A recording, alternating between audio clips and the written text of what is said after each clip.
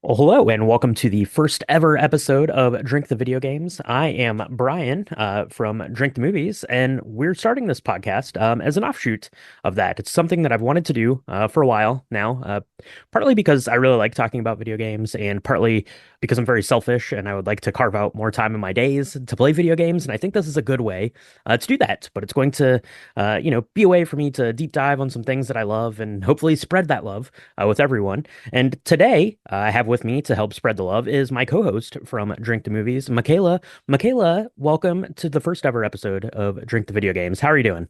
I'm great. Thanks so much for letting me be part of this momentous occasion. I'm so excited for you. I do not love video games as much as you do, but I am so grateful to that you asked me to be part of the cocktail portion of this. Anyway, I don't know enough about video games to really be helpful on any of the other parts of this podcast, but I'm super excited, and I'm also good on you, Brian, for figuring out a way uh, it to put that more into your life. And what better way to Mm-hmm. have like a homework assignment to go do something you love so that you can podcast about it later. This is very smart and inspired. I need to go Yeah. like, I don't know, make a podcast about, I don't know, bubble baths or Like I something was, that I was I gonna say love to do. like a nap podcast. Yeah, for sure. Yeah, because video games are something that I've loved like my whole life. And a lot of people that grew up that are roughly our same age, kind of have this very much like nostalgic soft spot for, video games, what they were growing up with them. And then, obviously video games now is like the largest entertainment medium there is out there, for sure. And yeah, I just haven't been making enough time to do it. And I wanted to kind of do it in a way that would enable me to go back and replay some of, my favorite games from the past, some new games that are coming out that I want to play and do online stuff like that. And I thought this was just going to be a really good medium, and then kind of tie it into, what we're doing over on, Drink the Movies, bringing a cocktail in because really that's what it's all about, Michaela, is getting that cocktail. And we've got a good one for everyone today. We made it together the other night, which isn't something we've been able to do much of recently. So that's been really fun, really fun. So, Michaela, I mentioned, people of our age, you and I are like literally almost the same exact age, right? Just within a couple of days, right? So like even if you weren't like huge into video games, I feel like if you grew up at a time where we were, right? We were like hitting like 9, 10 years old, like right around 1990. Like Nintendo was there, Mario was there. It became like a part of the cultural fabric for kids of our age, between the games, obviously, but then just this whole like spread of other, like merchandise and their TV shows and cartoons and cereals, all sorts of things like that. So, Michaela, let's start there. Let's start with kind of our first exposure to video games. And I know you were a big movie kid, not a big TV kid, but were you a big, Atari, Nintendo kid, video game kid, arcade kid? Was yeah. So we didn't really have an arcade. We had a pool, we had a family pool hall down the street. And so Okay. I learned to play pool with my dad. But if he had extra time and he wanted to go like play with the adults, which made sense, because I probably wasn't nearly as fun as I thought I was when I was like 9. But he would give me like a roll of quarters and I would go and play a ton of video games. And I got like Street Fighter, and I remember the original Mm-hmm. Teenage Mutant Mm-hmm. Ninja Turtles, and how April in the video game looked nothing like April in the movie. And then on the side, the side of the big video game console, like all the pictures and stuff. And I was like, that didn't look the same. But like the graphics of that one driving one, that Okay. everybody loved, where you could pick the radio station, loved that. Oh yeah. Okay. That was cool. That was cool. So yeah, I had an Atari growing up, and but I was really young, and I remember there was a shark there was a shark game where if you got caught by the shark, these big digital teeth like came in Oh and opened and closed, and it scared me. I did not yeah. like the shark game. But Like a jump then scare. Yeah. yeah, it was not good. And then I remember Christmas, I got a Nintendo, and that was like the big thing that Santa Claus brought my whole Mm-hmm. family. Mm-hmm. And me and my half brother, we sat around and we had to take turns. And that's, it came with the fun pack of like Duck Hunt, Super Mario Brothers, as like the one console that, you could Mm-hmm. play. It came with a Right. little gun for you to shoot the ducks. And that was really, I was like 7 maybe at that point. And so that was Okay. like the beginning of my real deep dive as a cognitant human into video gameage. Okay. Yeah, for sure. Kind of similar here to you in that sense. We had some family, like some cousins had like an old Atari. I don't remember ever having an Atari. I think my brother might have had one. He's quite a bit older than me, but by the time like I started forming memories, I don't remember us having one necessarily, other than playing it, at some at, like friends' houses or cousins' houses, stuff like that. And the same with the Nintendo for quite a while. The Nintendo I think came out in like 1985 here in the United States, but I wouldn't get one for quite a while. So it was just kind of, seeing adverts for it and, maybe if a friend had it or something like that, we'd do something like that. We did have like an arcade at like the skating rink, which was a pretty popular place in good old Marion, Ohio, where I grew up. We'd go there, do some skating, and then of course play the arcade games. All those classics, Pac-Man and Donkey Kong. I think they had the original like Star Wars arcade game, which was always a good time. So that was kind of like my first like introduction, I guess, to video games. And then my family bought a computer, our first ever computer. It was called a Zenith Easy PC. I don't remember exactly when we got it. So they made those from 1987 to 1990. I'm guessing we probably got it on the kind of like later bit of that when the price would have come down because they were really expensive. We think things are expensive now. Go back to your childhood and look how expensive things were because things have always just been expensive. But we got that, and that was like my first introduction to having video games at home. And those video games were like basically like Wheel of Fortune and Jeopardy and Family Feud, right? Like all of these like game show sort of video games. And then we got gifted for Christmas one year, similar to you, Michaela, the Nintendo. This was the 3-pack though. This was the one that came with the Power Pad. So it had Super Mario Brothers, I had Duck Hunt with the Zapper, and then World Class Track Meet, which came with the Power Pad. So that was like a joint gift for my brother and I. That was released in 1990, so I'm guessing we probably got it in 1990 or maybe 1991. And then that, got me set off on my path there playing Nintendo games. You better get ready for the most challenging Nintendo system ever. Ready? Let's do it. The new Power Pad. It's only available in Nintendo's new Power Set. Now you're playing with body power. You gotta run, jump, faster, higher. The Nintendo Power Pad puts you in total control. You are the game. You are the power. Now you're playing with power, body power. You get the Power Pad, Control Deck, Zapper, and 3 games only in Nintendo's exciting new Power Set. We get a game occasionally for a birthday or Christmas or something like that, or maybe if we got really good grades at the end of the year, we would get a gift. But most of it was like rentals, right? So I've talked about it on Drink the Movies. That's a library that my mom worked by. So she would get video games from there. You could get movies for free, Michaela, at the library, but Nintendo games they cost $1. Even from the library back in the day, you'd have to pay to get those for the week, or from the pizza shop. And then I was on my way, video game wise. Now the next real kind of development in my own video game history was my first computer. My first computer, right? Not that Zenith Easy PC nonsense where you had to like boot to a floppy disk to get your MS-DOS running. I got myself a Packard Bell 486. I think it was in 1995 because it came with like a mail away coupon to get Windows 95, which was a real big deal. Here at CNET, we've been testing Windows 95 for some time. It's new, it's different, it's better, and we have to tell you, even if you don't use a PC, whatever kind of computer you use, you will feel the impact of the release of Windows 95. Real big deal. Go read about Windows 95. It was like a barnstorm on the world. So I got that. It came from Walmart. It was a Black Friday sale. I saved up a lot of the money, and then my parents kind of chipped in and helped me get the rest. But that got me into the world of computer games. So, like all those classic things, the first like CD-ROM stuff, so like Myst, big into like the shareware first person shooters, Doom, Wolfenstein 3D, Rise of the Triad, stuff like that. It's where I developed my love for point and click adventure games, which you're going to hear a lot about in Drink the Video Games. And then of course the Star Wars games, which also loved, of course, Rebel Assault, Yoda Stories, X-Wing, stuff like that. What about computer games, Michaela? Did you ever get into the world of computer games? Because that's going to be coming up first here in the Drink the Video Games. Yeah, so the fact that you remember exactly the type of computer you got is amazing. I grew up on an Apple II and then an Apple Mm-hmm. III. My dad was a Mm-hmm. big Mm-hmm. computer person, and you're right, they were real expensive. It was thousands of dollars. It was crazy. And even in those days when you only made like, $20,000 a year, it is a lot of money. But my dad loved computers. So he got a first PC. I don't know if it was the Packard Bell, but I remember Windows 95 being huge, huge, man.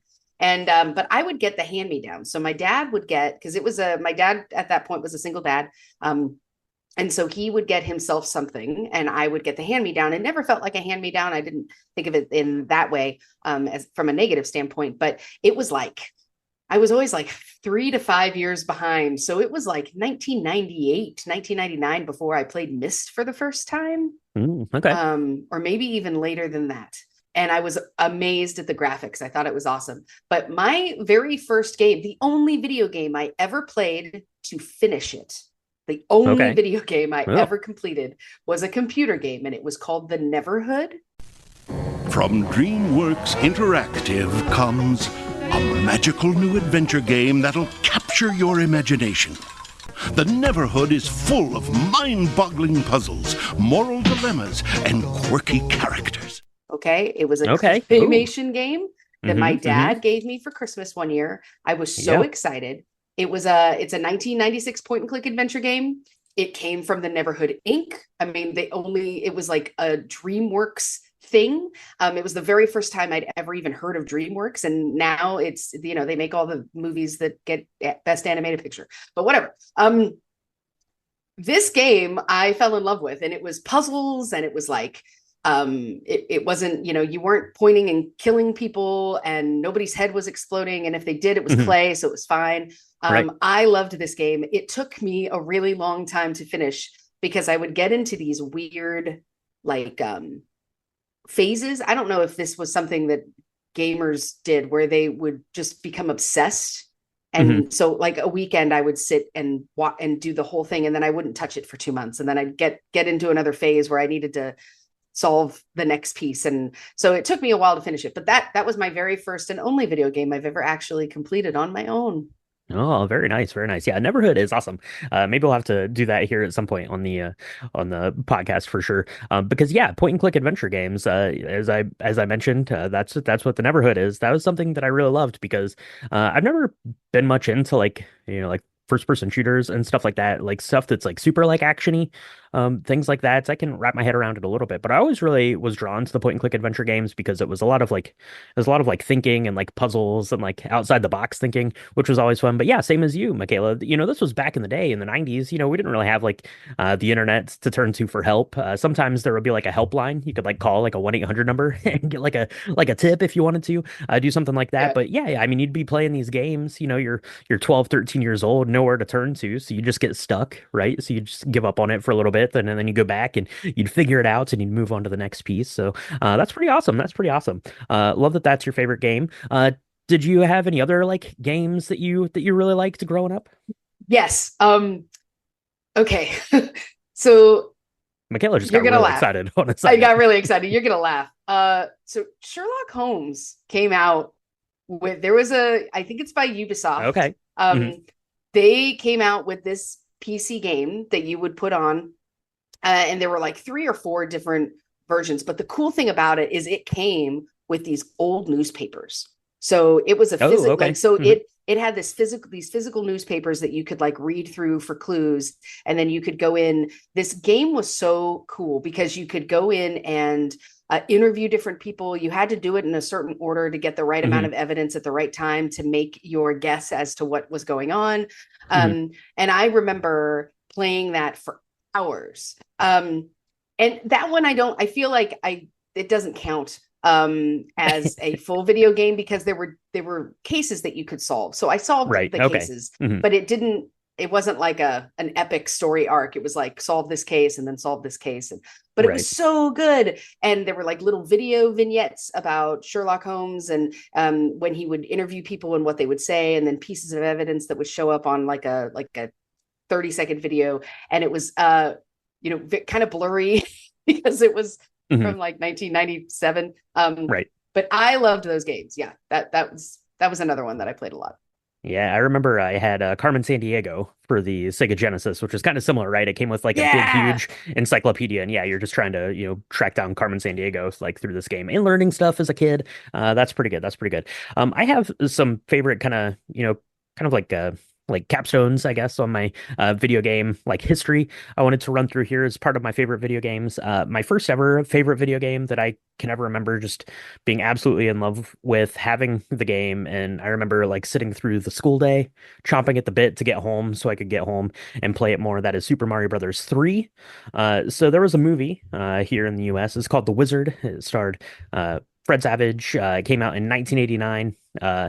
Maybe we'll do that as the Patreon bonus for Drink the Movies this month coming up. So talk about that here. That would be cool to tie in with the video games. But basically, it was just an advertisement for Nintendo. Is basically what it was. There was the Power Glove was in there. You had Rad Racer in there being played with the Power Glove, and then kind of the ultimate destination uh, of the Wizard is that they get to this Nintendo Championship game. They show off Super Mario Brothers 3. That movie comes out in 1989, and then Super Mario Brothers 3 comes out here in the United States in 1990.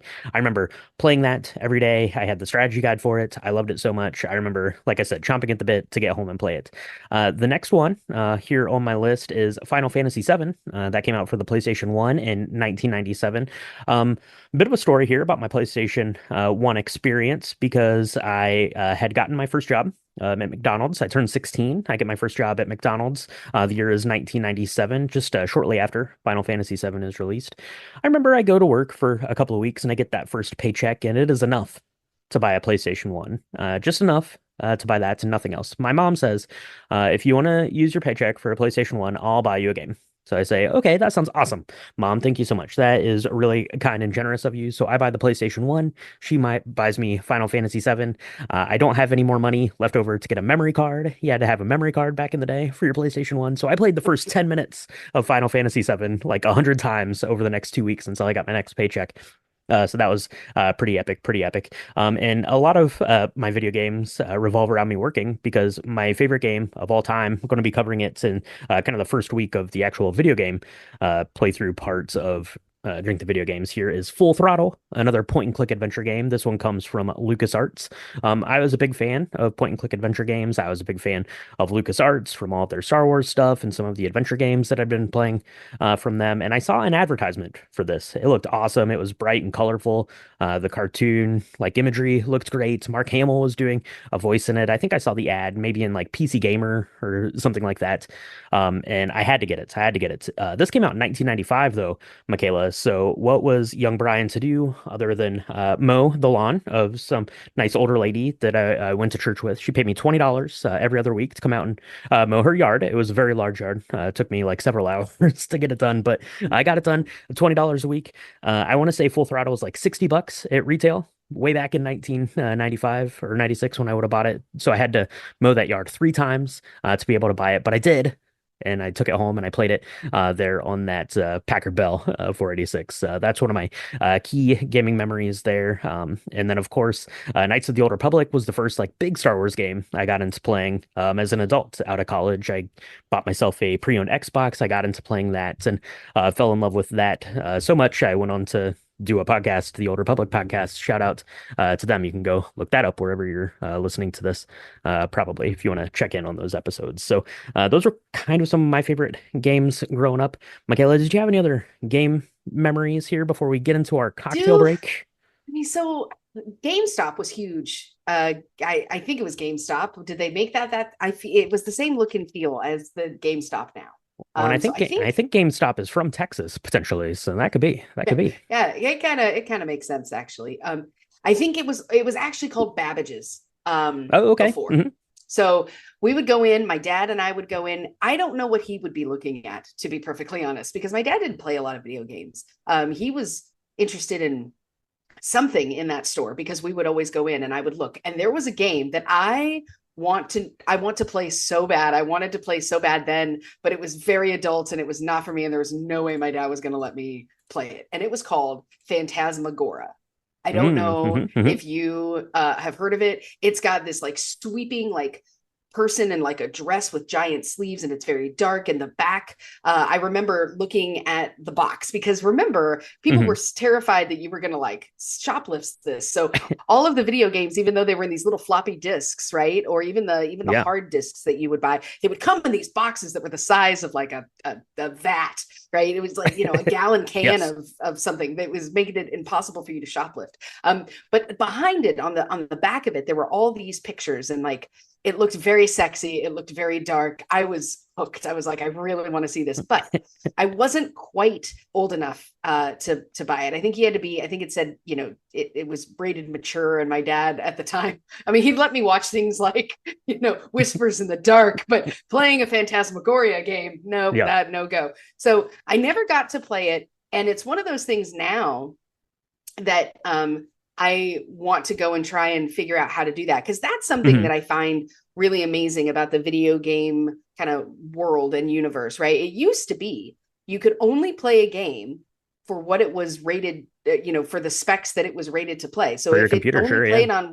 if it only played on Windows 95, you could only play it on Windows 95. So if you got Windows 97 or Windows 98 or Windows X or whatever, Hmm. it you couldn't play the game anymore. And that's what happened to me with the Sherlock Holmes game. Is we did an update, and then none of my Sherlock Holmes games worked anymore, and it was Hmm. just breaking of the heart. I never got to finish it because and I wasn't going to pay another $60, and I don't even know if they made a revision of it right over time. Hmm. So Yeah. it's cool now, because now you can go, on Amazon or whatever and pay Jeff Bezos some money, and you can get 300 games on a little video game console that, you could never play for like 10 or 15 years. They were locked away, and you couldn't get them unless you, babied your Nintendo or your Sega or whatever for Right. years.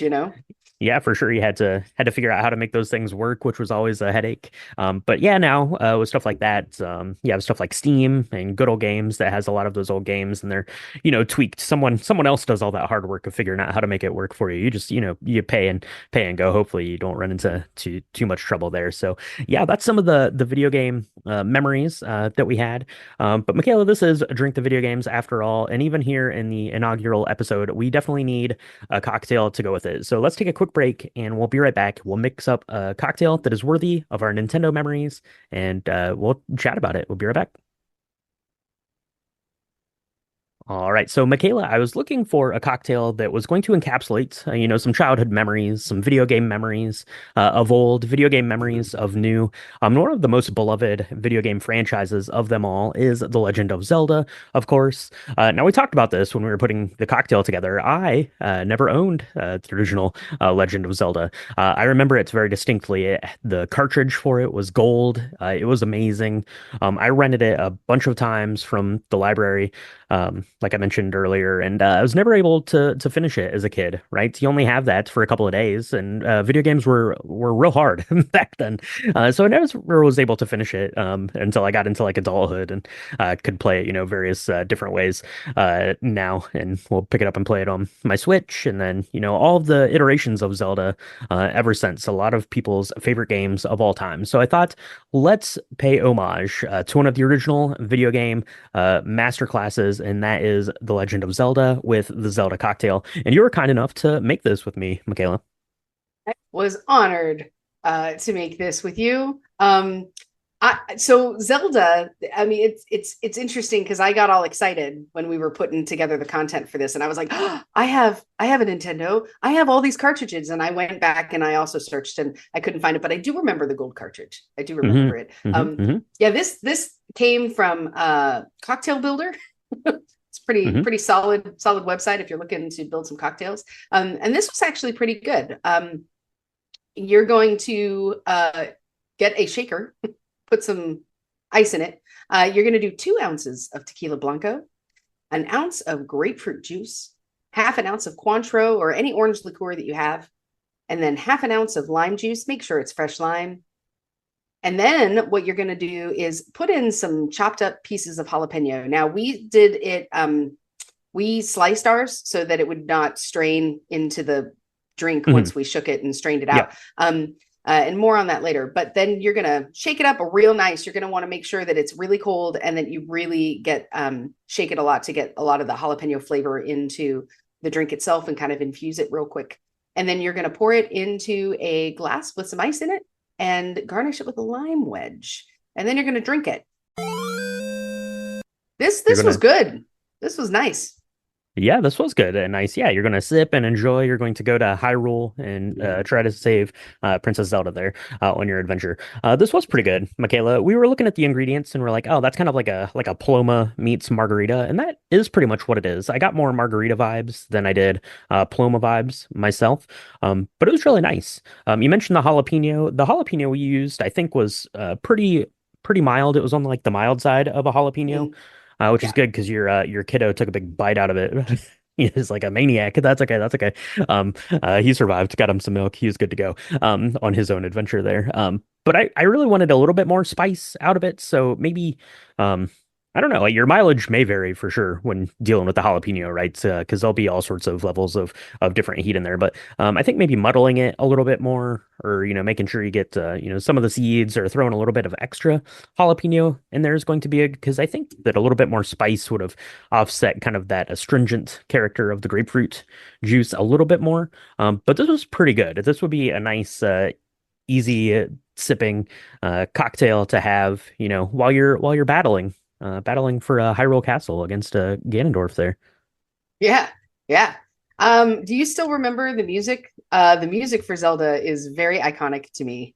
The Yeah. dee Dun, dee da, dee dee da. dee. Yeah. Yep. Yep. Yep. Oh yeah. Um, and so you humored me a lot as we were drinking this, and I was kind of humming along with it kind of looks Zelda-ish because Link has that hat, Yeah. and That's he's true. in green. I don't know. It's just His it hat this looks like a this lime I wedge. liked. Yeah. Yeah, I really liked this cocktail. I will say it might have been better. We did not use fresh grapefruit juice, and that's on me. But I think the tequila probably you don't need to do anything super special. I wouldn't buy like a really like super expensive tequila for this. However, Hmm. one of the things that I would maybe recommend if you wanted to try something a little different is do mezcal instead of tequila because of the Hmm. smokiness. I think that would Yep. be kind of nice. Give it a little bit more depth, smokiness if that's your deal. But yeah, all in all, I think this was a pretty solid drink. Absolutely. It was a pretty solid drink. So give one of those a try, take a picture of it, and check out the social media for pictures of ours. We'll get that posted here as the episode goes out. And definitely looking forward to getting into some more cocktails here to tie in with some of the favorite video games. So now that we've got this made, Michaela, let's take a quick break and then we'll be right back. I want to just chat a little bit about what Drink the Video Games is going to be for everyone. So let's go mix up another one of these. We'll head to Hyrule and we'll be right back. All right. So, as I mentioned at the top, Drink the Video Games is really sort of a semi-selfish way for me to go back and play the video games that I love, or play the video games that hopefully I'm going to love, the video games that are coming out now, and to carve out a little bit of time to do that, but also do a little bit of research, which is something that I enjoy. Is really doing kind of the deep dive on this stuff, right? Learning about it, learning about the history of it, the people that made it. I think that is really kind of the fun part for me for doing stuff like this, or even like Drink the Movies, like getting into kind of the background stuff there. And that's really what I want this to focus on a little bit out there. So what I've decided to do in terms of structuring Drink the Video Games is basically I'm going to do or my plan is to do like kind of like an overview episode about the topic at hand. So for my very first season of Drink the Video Games, I've talked about them a few times here through the episode, but I'm going to be going into the LucasArts point and click adventure games, kind of the history of them, doing like an introductory episode, talking about where, LucasArts came from, how it got, created, how it changed over the years, and how it created these, iconic point and click adventure games that were very, very big from the 80s and 90s.